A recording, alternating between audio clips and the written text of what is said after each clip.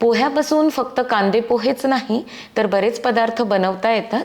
मी याआधी तुमच्यासोबत पोह्याच्या बऱ्याच रेसिपी शेअर केल्या आहेत आणि पोह्याचे सगळेच पदार्थ खायला खूप खमंग खुसखुशीत लागतात. तर आज आपण अशीच एक पोह्याची रेसिपी पाहणार आहोत. तर ही तुम्ही सकाळच्या ब्रेकफास्टसाठी किंवा रात्रीच्या जेवणासाठी पटकन बनवू शकता.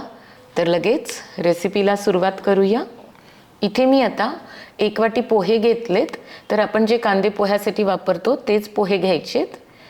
एका भांड्यात घालूया आणि हे पोहे आपल्याला आता 2 वेळेस पाण्याने स्वच्छ धुवून घ्यायचेत. तर चांगलं चोळून धुवून घ्यायचं आणि नंतर जे पाणी आहे ते आपल्याला काढून टाकायचं आहे. तर 2 वेळेस मी पोहे धुवून घेतलेत. आता वरून स्वच्छ पाणी घालूया आणि असेच हे पोहे आता 10 मिनिट भिजवत ठेवायचेत, म्हणजे छान मऊ होतील. आता 10 मिनिट झाली आहेत. आपले पोहे भिजलेले आहेत. हातावर घेऊन बघितलं तर हाताने सहज दबतायत. मोकळे करून आता हे पोहे आपण एका मोठ्या भांड्यात काढून घेऊया, म्हणजे चुरायला सोपं जाईल. तर चांगलं असं हाताने दाबून मऊ करून घ्यायचेत. व्यवस्थित याचा गोळा तयार झाला पाहिजे. तर अशा मुठीनी करायचं आहे. हवं तर यामध्ये तुम्ही थोडंसं पाणी पण घालू शकता, म्हणजे पटकन हे मऊ होतील. तर आता इथे मी थोडं यामध्ये पाणी घातलं आहे. चांगलं आपण कणकेचा गोळा कसा तयार करून घेतो मळून मळून, तसाच याचा पण गोळा तयार करून घ्यायचा आहे.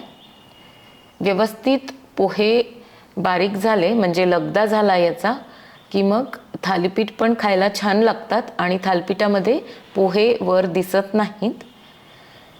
तर मी थोडं थोडं करून पाणी घालून याचा छान असा गोळा तयार करून घेतला आहे. व्यवस्थित लगदा झालेला आहे. यामध्ये आता अर्धी वाटी आपल्याला गव्हाचं पीठ घालायचं आहे आणि अर्धी वाटी मी बेसन घातलं आहे. चवीनुसार मीठ घालायचं आणि आता एक मोठा कांदा मी चिरून घेतला होता बारीक, तो घालूया. भरपूर कोथिंबीर घालायची. कोणत्याही पदार्थात कोथिंबीर भरपूर असली की तो पदार्थ खायला छान लागतो. 3 ते 4 हिरव्या मिरच्या मी अगदी बारीक कट करून घेतल्या होत्या. 1 चमचा धणेजिरे पूड, पाव चमचा हळद, 1 छोटा चमचा लाल तिखट घातलंय, थोडासा हिंग घालायचा आणि 1 टेबलस्पून तीळ घातलेत. मुलांसाठी बनवत असाल तर लाल तिखट घातलं नाही तरी चालेल. इथे मी आता थोडीशी कसुरी मेथी घेतली आहे, हातावर चोळून घालायची. कसुरी मेथी पण यामध्ये खूप छान लागते, थालपिठाची चव आणखी वाढते. आता सगळं हाताने मिक्स करून घ्यायचं. तर चांगलं दाबून दाबून आधी मिक्स करायचं आणि मग लागेल तसं पाणी घालून पीठ भिजवून घ्यायचं. तर इथे मी थोडंसं कोमट पाणी घेतलं आहे. पाणी फार गरम केलेलं नाही, माझ्या हाताला सहन होईल इतकंच गरम केलं आहे. थोडंसं कोमट पाण्याने हे भिजवून घेतलं म्हणजे पोहे छान फुलून येतात आणि थालीपीठ फार कडक होत नाहीत, मस्त खुसखुशीत होतात. आता शेवटी मी थोडंसं 1 चमचा तेल घातलं आहे, म्हणजे या पिठाचा चिकटपणा कमी होतो. सगळं व्यवस्थित मळून घ्यायचं.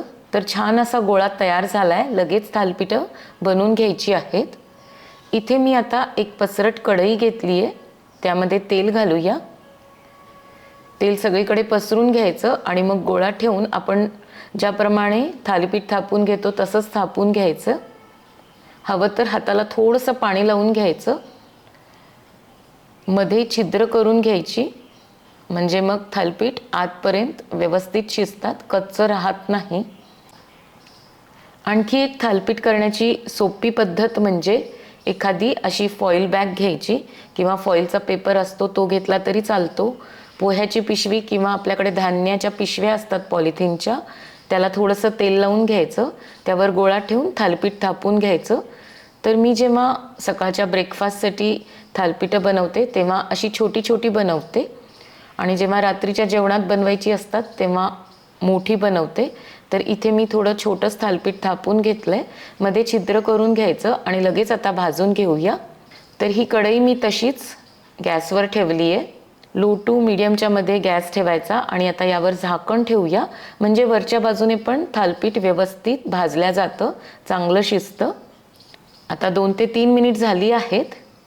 वरून थालीपीठ कोरडं झालं आहे, तर पलटून घ्यायचं आहे. तर अगदी व्यवस्थित भाजल्या गेलं आहे. दुसऱ्या बाजूने पण भाजून घेऊया आणि दोन्ही बाजूने चांगलं खरपूस असं भाजून झालं की मग काढून घ्यायचं आहे. तर मस्त असं भाजल्या गेलं आहे, सुरेख रंग आला आहे. आपण जे छोटं तयार करून घेतलं होतं ते पण भाजून घेऊया.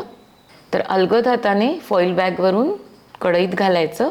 मीडियम फ्लेमवर हे थालीपीठ भाजून घ्यायचं. वरून कोरडं झालं की पलटून घ्यायचं आणि दोन्ही बाजूने मस्त असं खरपूस भाजून घ्यायचं आहे. तर मी इथे माझ्याकडे हा पसरट पॅन आहे म्हणून घेतला आहे. तुम्ही तव्यावर सुद्धा ही थालीपीठं भाजून घेऊ शकता.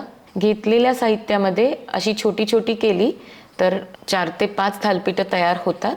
दह्यासोबत, लोणच्यासोबत किंवा शेंगदाण्याच्या चटणीसोबत खायला खूप भारी लागतात. माझ्याकडे ओल्या लाल मिरच्या होत्या तर मी ओली लाल मिरची आणि लिंबाचा छान असा ठेचा बनवून घेतला आहे. वरून त्यावर थोडंसं तेल घातलं आहे.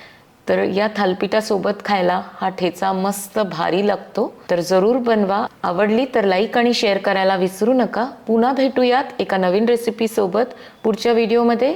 तोपर्यंत मस्त खा आणि मस्त रहा.